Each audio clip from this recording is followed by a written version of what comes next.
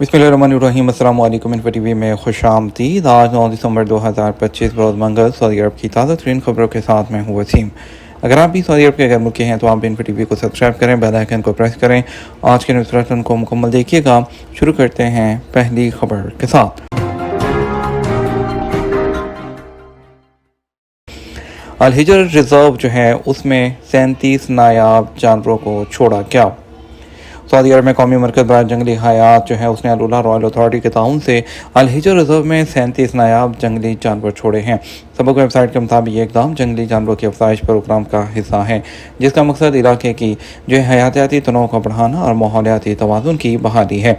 छोड़े गए जानवरों में पहाड़ी बकरे, जंगली हिरन और शुतर मुर्ग शामिल हैं, जो मरकज़ की उन कोशिशों का तसलसल है जो नायाब और मादूमियत के खतरे से दो चार इकसाम की तादाद को बढ़ाने और उनके दायरे को वसअत देने के लिए की जा रही हैं। मरकज़ के chief executive officer doctor Mohammad Ali Qurban ने कहा, यह इकदाम जंगली हयात के तहफ़्फ़ुज़, माहौलियाती निज़ाम की बका और अल हिजर रिजर्व को कौमी सतह पर मुनफरद माहौलियाती और सकाफ़ती मुकाम दिलाने में अहम किरदार अदा करता है। मसनूई ज़हानत में सऊदी अरब सबसे आगे क्या होगा? अरब न्यूज़ की बुर्ज सिमट से पहले मीडिया के मुस्तकबिल पर रिपोर्ट। अबू धाबी में जो है बुर्ज सिमट का आगाज़ हो गया, जिसमें दुनिया भर के रहनुमा और माहिरीन मीडिया, तफरीह और तख्लीकी मुआशरत के मुस्तकबिल पर तबादला ख्याल के लिए वहाँ पर जमा हुए हैं। अरब न्यूज़ ने एक जामे रिपोर्ट जारी की है, जिसमें मसनूई ज़हानत के बढ़ते हुए असरात और मीडिया इंडस्ट्री में उसके किरदार पर रोशनी डाली गई। ये रिपोर्ट दुबई फ्यूचर फोरम में मुनक़दा एक आला सतह के इजलास में तैयार की गई। माहिरीन के मुताबिक 2030 तक AI खित्ते की मुआशरत में 320 अरब डॉलर का इजाफा करेगी, जिसमें सऊदी अरब के GDP में 135 अरब डॉलर और UAE में 96 अरब जो डॉलर है वो शामिल हैं। आइकॉनिक स्टोर खोलने के लिए दरिया कंपनी का एप्पल के साथ मुआहदा। तारीखी इलाके अल दरिया के क्लब में एप्पल का आइकॉनिक स्टोर जो है वो खोला जाएगा। सबक वेबसाइट के मुताबिक दरिया कंपनी ने पीर को एप्पल के साथ एक एग्रीमेंट पर दस्तखत किए हैं।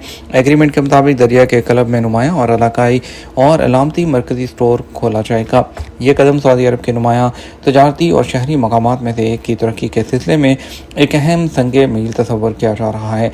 ये ऐलान इस बात की तस्दीक के बाद सामने आया कि एप्पल 2026 से सऊदी अरब में अपने मरकज़ी स्टोर की सिलसिलावार तोसी शुरू करने का इरादा रखता है, जिसमें दरिया का ये आइकॉनिक स्टोर भी शामिल है, जो तारीखी हय्युल तरीफ के सामने वाक़ होगा। ये वही महल्ला है जो यूनेस्को के आलमी विरसा की लिस्ट में शामिल है। इस मौके पर दरिया ग्रुप कंपनी के चीफ एग्जीक्यूटिव ऑफिसर जेरी ने कहा कि मैदान दरिया के क्लब में इस आइकॉनिक स्टोर का इफ्तिताह दरिया के लिए एक अहम कामयाबी है और ये एप्पल के साथ मजबूत शराकत दारी की अक्कासी करता है। बॉलीवुड लेजेंड अदाकारा रेखा की रेड सी इंटरनेशनल फिल्म फेस्टिवल में शिरकत। जद्दा में मुनक़्क़द होने वाले रेड सी इंटरनेशनल फिल्म फेस्टिवल के 5वें एडिशन में बॉलीवुड जो लेजेंड अदाकारा है रेखा ने खसूसी शिरकत की है, जिसमें जो है इसके अलावा जो इससे पहले ऐश्वर्या राय और पाकिस्तान की तरफ से अतीका ओढो और दीगर फनकार भी इसमें जो है वो शिरकत कर चुके हैं। वली अहद शहज़ादा मोहम्मद बिन सलमान से फ्रांसीसी सदर जो है उसका राब्ता। वली अहद वज़ीर-ए-आज़म शहज़ादा मोहम्मद बिन सलमान बिन अब्दुल-अज़ीज़ आल सऊद से फ्रांसीसी सदर इमानुएल मैक्रों ने टेलीफोनिक रब्ता किया। सऊदी प्रेस एजेंसी के मुताबिक गुफ्तगू के दौरान खित्ते और बैन अल-अक़वामी हालात का जायज़ा लिया गया। दोनों रहनुमाओं ने जो है अमन और इस्तेहकाम के हसूल के लिए की जाने वाली कोशिशों पर तबादला ख्याल किया है। सऊदी अरब और फ्रांस के दरमियान दो तरफ़ा ताल्लुकात और कई शोबों में जारी ताउन पर भी बातचीत की गई और बाहमी दिलचस्पी के कई मौज़ूआत पर भी गुफ्तगू हुई है। सरमा की बारिश अल-उला के खूबसूरत मनाज़िर। सऊदी अरब का एक मुनफरद मुकाम है जो तारीखी विरसे और कुदरती मनाज़िर का हसीन इम्तज़ाज पेश करता है। बारिश के दौरान यहाँ की कुदरती खूबसूरती और भी दिलकश हो जाती है और यहाँ आने वाले लोग इसका दिलकश नज़ारा उठाते हैं।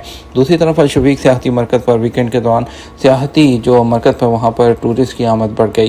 सऊदी अरब के जज़ान रीजन में अल शफीक जो टूरिस्ट सेंटर है वहाँ पर वीकेंड के दौरान सियाहों की आमद बढ़ गई है। सरकारी खबर एजेंसी एसपी के मुताबिक मुतदिल मौसम का लुत्फ़ उठाने के लिए मुकामी बशिंदों के साथ साथ इलाके से बाहर से आने वाले विजिटर ने यहाँ का रुख किया। अल-दुरब कमिश्नरी के मगरिब में जज़ान शहर से 150 किलोमीटर शुमाल में वाक़ मरकज़ अल शकीक फितरी हुसन और शहरी तरक्की का हसीन इम्तज़ाज है।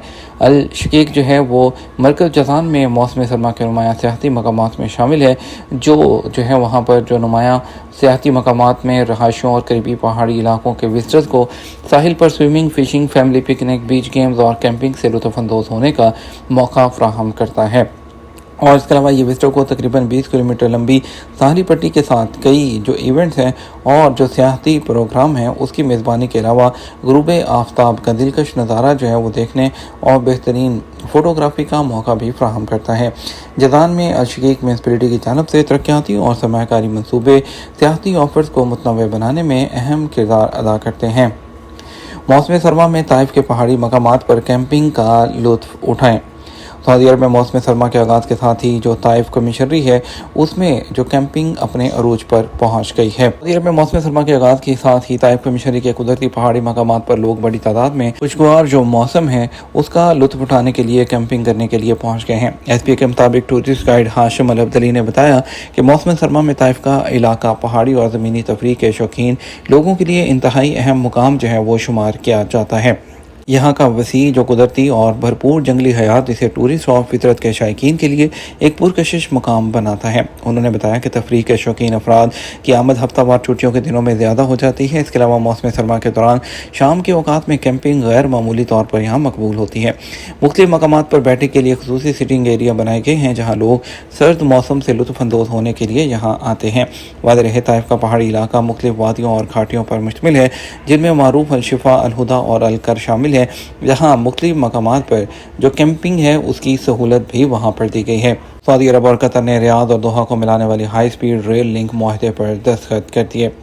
سعودی عرب اور قطر نے دونوں ملکوں کے درمیان ایک تیز رفتار الیکٹرانک ریل لنک قائم کرنے کے معاہدے پر دستخط کیے ہیں جو ریاض اور دوحہ کو دمام اور الحسا کے راستے سے ملائے گا۔ پیر کو قطر کے امیر شیخ تمیم بن حمد ال ثانی کے دورہ سعودی عرب کے اختتام پر جاری کردہ ایک مشترکہ جو بیان ہے اس میں بتایا کہ دونوں فریقین نے اس منصوبے کو سعودی ویژن 2030 اور قطر نیشنل ویژن 2030 کے ساتھ منسلک ایک اہم اسٹریٹجک قدم کے طور پر بیان کیا جس کا مقصد ٹورزم اور تجارت کو آسان بنانا اور دونوں ملکوں کے درمیان تعلقات کو مضبوط بنانا ہے۔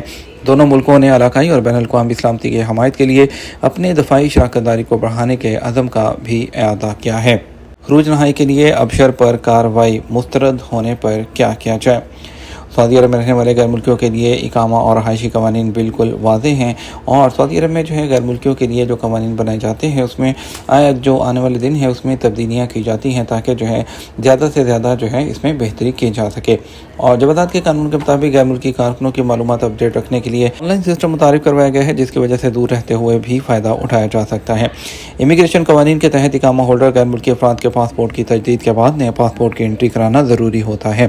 نئے پاسپورٹ کی جوازات کے سسٹم انٹری کرانے کے عمل کو عربی میں نقل معلومات کہا جاتا ہے اور اس کے علاوہ جو ہے جوازات میں آن لائن سسٹم سے نقل معلومات کرانے میں بھی کافی سہولت ہوگی ہے۔ اب پاسپورٹ تجدید کرانے کے بعد دور رہتے ہوئے بھی جو نقل معلومات ہے اس کی سہولت حاصل کی جا سکتی ہے۔ جوازات کے ٹویٹر پر ایک شخص نے پوچھا کارکن چھٹی پر اپنے وطن گیا جہاں اس کا پاسپورٹ ایکسپائر ہونے کے بعد تجدید کروایا ہے، کیا وہ نئے پاسپورٹ پر سعودی عرب آ سکتا ہے؟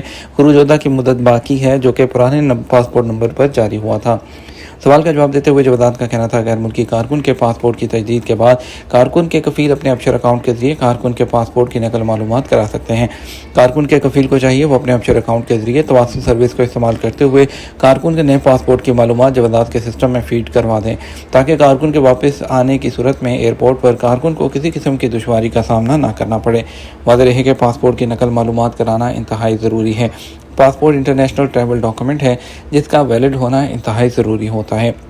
امیگریشن قانون کے تحت کارکن کے تجدید شدہ پاسپورٹ کی ڈیٹیل جس میں نئے پاسپورٹ کا جو اجرا، ایکسپائری ڈیٹ اور تجدید کیے جانے کا مقام شامل ہے جوازات کے سسٹم میں فیڈ کیا جاتا ہے۔ ابشر پلیٹ فارم پر تواصل سروس کے ذریعے پاسپورٹ کی ڈیٹیل بآسانی اپڈیٹ کرائی جا سکتی ہے جس کے لیے کارکن کے پرانے اور نئے پاسپورٹ کے علاوہ اقامہ کارڈ کو اسکین کر کے ایک ہی فائل میں اپلوڈ کیا جاتا ہے۔ خیال رہے کہ اسکین فائل ایک ہی ہو جس میں تمام تینوں چیزیں شامل ہوں، الگ الگ فائل کو اپلوڈ نہیں کیا جا سکتا۔ بعض لوگ یہ غلطی کرتے ہیں کہ ہر فائل الگ اپلوڈ کر دیتے ہیں جس کی وجہ سے نہیں اپلوڈ کرتے ہیں تو پہلے اپلوڈ کی جانے والی فائل ختم ہو جاتی ہے جس سے معاملہ جو ہے مکمل نہیں ہوتا اور سسٹم اسے ریجیکٹ کر دیتا ہے۔ یہ تمہارا اب تک کا نیوز بلیٹن ہے۔ مزید اور اہم خبروں کے لیے ہمارا شام 6 بجے کا نیوز بلیٹن دیکھیے گا۔ السلام علیکم۔